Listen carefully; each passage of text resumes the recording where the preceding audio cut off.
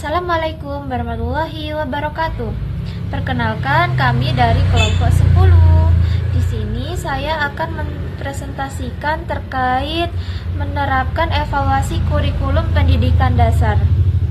Sebelumnya kami ucapkan terima kasih kepada Ibu dosen yang telah memberikan kesempatan untuk kelompok kami mempresentasikannya secara online. Saya Siti Nurlinda sebagai moderator dan ada 3 teman saya. Yang pertama Siti Nur Zamzam Firdaus, yang kedua Siti Nur Khalifah, dan yang terakhir ada Safa Hilwi Nabila. Langsung saja ya, materi yang pertama akan disampaikan oleh Ibu Khalifah. Silakan Bu.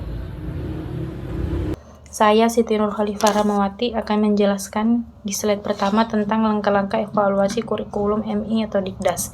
Yang pertama, tetapkan tujuan dan sasaran.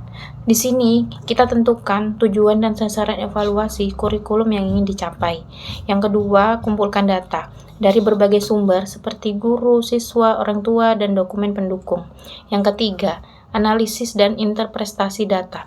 Analisis data yang telah dikumpulkan dan interpretasikan hasilnya. Yang keempat, identifikasi kekuatan dan kelemahan kurikulum berdasarkan analisis data.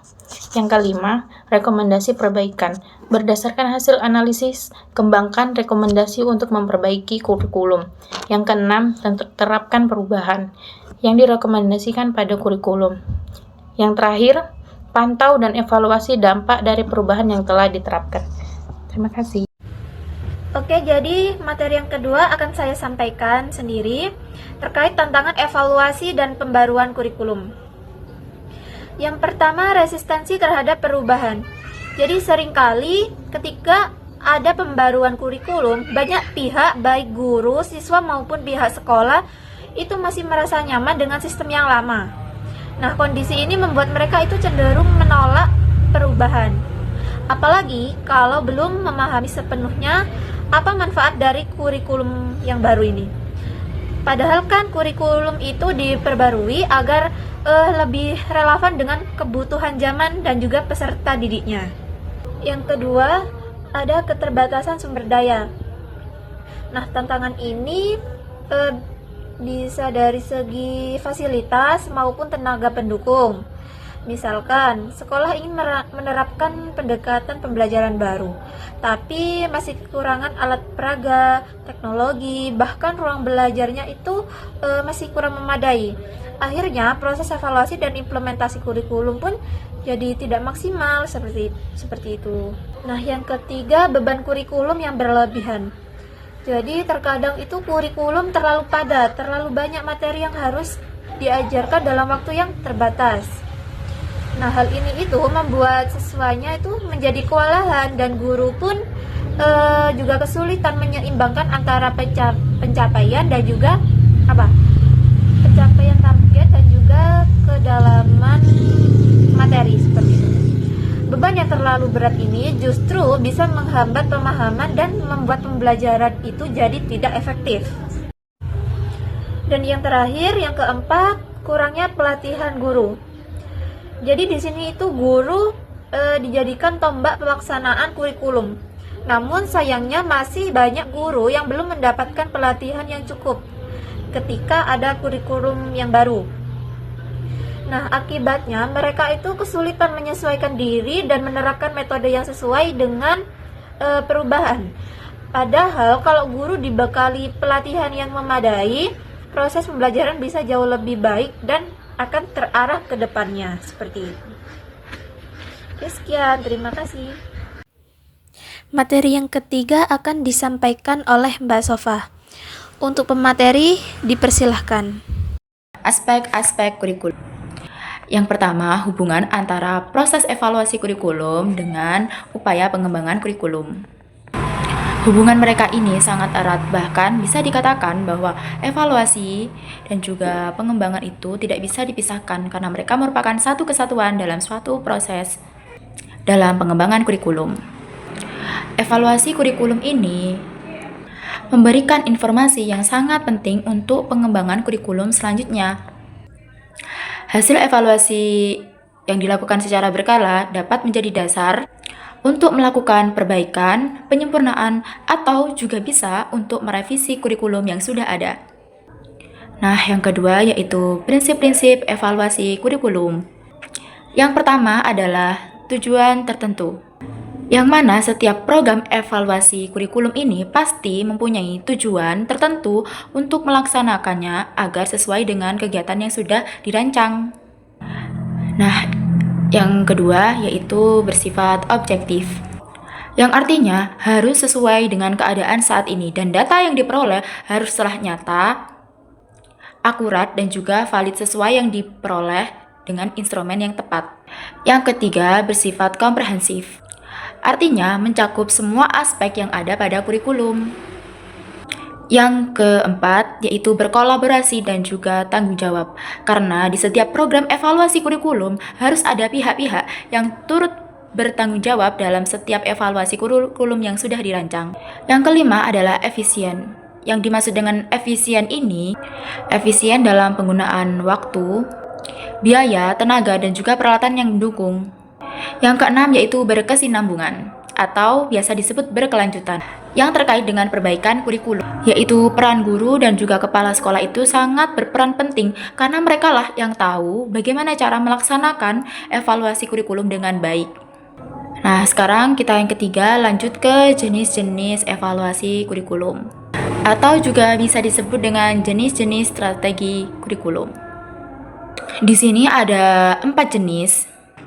Yang pertama, keputusan perencanaan, yang menunjukkan perbaikan yang cukup khusus, baik itu tujuan khusus atau tujuan umum. Yang ketiga, keputusan pemrograman khusus untuk prosedur, fasilitas, personal, anggaran, atau waktu yang diperlukan untuk melaksanakan kegiatan yang sudah direncanakan. Jenis yang ketiga yaitu keputusan untuk implementasi atau pelaksanaan. Jenis yang keempat yaitu keputusan program perbaikan, yang mencakup berbagai tindakan perubahan. Selain keempat jenis yang sudah disebutkan tadi, ada lagi yang mana hal ini merupakan salah satu macam strategi evaluasi. Di antaranya, yang pertama, menentukan kondisi di mana perubahan akan terjadi. Yang kedua, pengenalan dan penilaian berbagai kemampuan yang relevan. Strategi yang ketiga, mengambil tindakan atau pendekatan dengan memperkirakan masalah yang muncul di berbagai tahap yang sudah dirancang. Strategi yang keempat yaitu membahas tentang keefektifan proyek melalui pengukuran dan juga penafsiran hasil yang sudah dicapai. Materi yang terakhir akan disampaikan oleh Ibu Zamzam Firdaus. Selanjutnya di sini saya akan menjelaskan tentang manfaat kurikulum. Yang mana manfaat kurikulum ini ada 7 poin. Yang pertama, perbaikan kurikulum. Yang kedua, peningkatan kualitas pembelajaran. Yang ketiga, untuk pengambilan keputusan. Yang keempat, peningkatan akuntabilitas. Dan yang kelima, relevansi dan efektivitas. 6, persiapan generasi masa depan. Yang ketujuh itu melibatkan stakeholder. Untuk yang pertama yaitu perbaikan kurikulum itu meliputi identifikasi dari kekuatan dan kelemahan yang sudah ada dari kurikulum sebelumnya untuk dijadikan bahan acuan kurikulum yang baru. Selanjutnya, untuk peningkatan kualitas pembelajaran itu bisa dilakukan dengan memberikan umpan balik dan dievaluasi membantu guru untuk meningkatkan kualitas pengalaman belajar serta hasil belajar siswa. Selain itu, evaluasi juga dapat mengidentifikasi kebutuhan pelatihan bagi para guru. Selanjutnya, yang ketiga, untuk pengambilan keputusan itu sendiri, evaluasi kurikulum menyediakan data yang diperlukan untuk diambil keputusan, seperti dari kepala sekolah, dari dinas pendidikan yang membuat keputusan tepatnya untuk generasi berkelanjutan, revisi, dan penggantian kurikulum. Evaluasi juga mendukung pengalokasian sumber daya secara efisien. Selanjutnya, meningkatkan akuntabilitas. Dengan melakukan evaluasi, pendidikan dapat lebih bertanggung jawab atas hasil pembelajaran yang telah dicapai. Pihak sekolah, guru maupun siswa dapat menunjukkan komitmen terhadap pembelajaran dan tujuan pendidikan yang meningkatkan akuntabilitas secara keseluruhan. Selanjutnya, relevansi dan efektivitas. Evaluasi kurikulum memastikan bahwa kurikulum sesuai dengan kebutuhan siswa, perkembangan dan ilmu pengetahuan, dan tuntutan dunia kerja. Dengan demikian, evaluasi membantu mengatur seberapa efektif kurikulum dalam mencapai tujuan kependidikan yang telah ditetapkan. Selanjutnya, persiapan untuk generasi masa depan. Evaluasi kurikulum ini berperan dalam menyiapkan generasi muda, generasi selanjutnya dalam siswa dengan keterampilan dan pengetahuan untuk sukses di masa depan, termasuk juga untuk keterampilan pada abad ke-21 seperti berpikir kritis, pemecahan masalah, dan berkolaborasi. Selanjutnya, untuk keterlibatan stakeholder, untuk poin yang terakhir ini, proses evaluasi melibatkan berbagai pemangku kepentingan, termasuk guru, siswa, orang-orang tua, para wali murid atau orang tua, dan masyarakat sekitar lingkungan sekolah. Dalam perbaikan kurikulum, hal ini memastikan bahwa kurikulum dapat memenuhi kebutuhan dan harapan semua pihak yang terlibat, serta menciptakan lingkungan sekolah atau lingkungan pendidikan yang inklusif untuk kebaikan bersama. Tujuan dari evaluasi kurikulum ini secara menyeluruh untuk kebaikan semuanya di bidang pendidikan. Jadi keterlibatan dari stakeholder itu sangat membantu sekali, di mana masukan-masukan dari orang-orang sekitar lingkungan sekolah itu sangat membantu untuk menjadi bahan evaluasi kurikulum berikutnya untuk kedepannya lebih baik lagi. Terima kasih. Oke, untuk presentasi kita hari ini kami cukupkan, dan dapat saya simpulkan bahwa evaluasi kurikulum pendidikan dasar merupakan siklus berkelanjutan yang penting untuk meningkatkan mutu pendidikan.